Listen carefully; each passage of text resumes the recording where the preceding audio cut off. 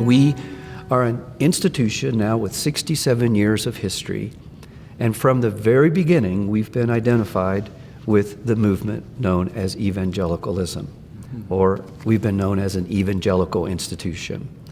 Our most prominent, most influential two presidents, Vernon Grounds and Haddon Robinson, were both considered leaders in the evangelical movement, and we have communicated and identified ourselves to our constituents, both prospective students and donors. Our alumni have taken on that identity because they're with us as evangelicals. So I thought it would be important for us to sit together and just answer the question, what do we mean when we identify as evangelical, recognizing that in mission contexts or in broader ecumenical contexts, we may need to back away from that term individually. But institutionally, we won't, because this is who we have been and are.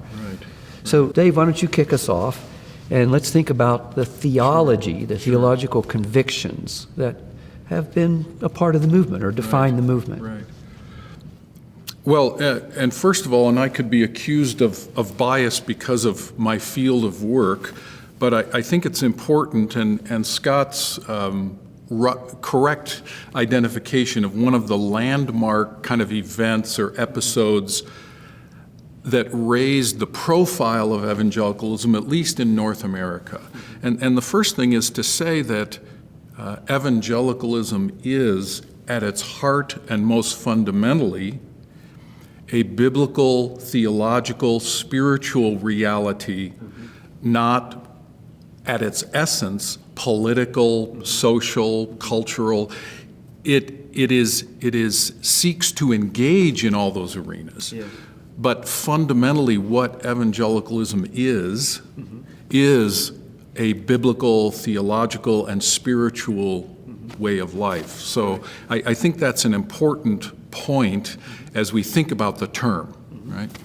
As far as those theological beliefs or commitments that have been predominant and typically been characteristic of evangelicalism, I think first and foremost, at its best, is a focus on the person and work of Jesus Christ. The life, the death, the resurrection, the continuing life of Jesus Christ, and his person and work as the path, to use his language, the way, the truth, and the life for salvation. That is preeminent within evangelicalism and is closely related to even the term itself. So, as Scott mentioned already, that this term, in terms of its history, its linguistic basis, has to do with the good news, and that good news is first and foremost above all else. The good news that Jesus Christ and Jesus Christ alone is the way of salvation for any and all who would hear and follow him. Another part of evangelicalism, some people refer to it as evangelism, some people put a broader kind of umbrella over that and talk about activism, but it is that with this message of Christ and this life following Christ, we aren't to just keep this to ourselves, but we are to engage the world. And we are to engage the world in both word and deed.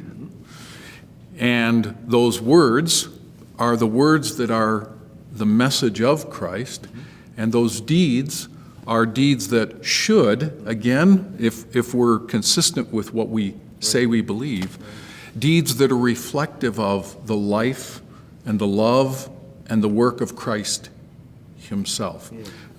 We don't always live up to that. And I think when we don't, we need to acknowledge that.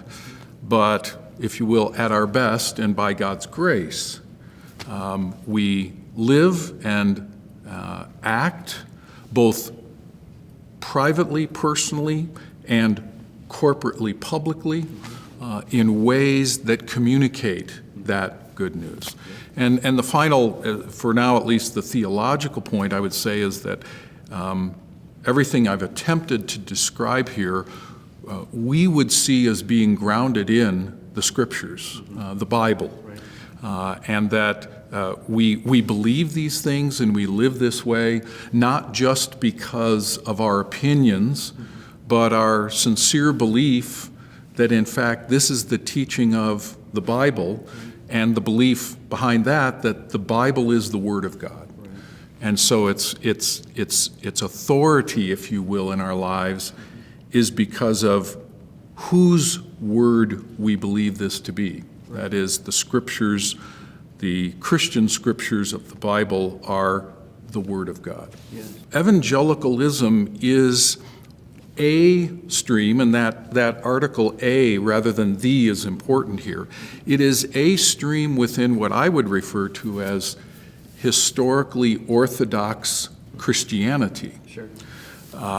So there are a lot of things we believe that are believed by other people. We don't claim a market, which is why I use the a tradition rather than the tradition. Sure. That acknowledges that we share many beliefs, many convictions with other people. I would say historically, and then we can defer to the real historian here, that typically the term evangelical has been associated with, most commonly, those streams of Orthodox Christianity that have flowed through, out of the early and medieval period, through something called sometimes the Protestant Reformation of the 16th century, and then a variety of renewal, sometimes the language is revival movements that came in the centuries immediately following the 16th century. And I think it's those historical kind of passages that have tended to give some of the distinctive shape, if you will, to what we today call evangelicalism.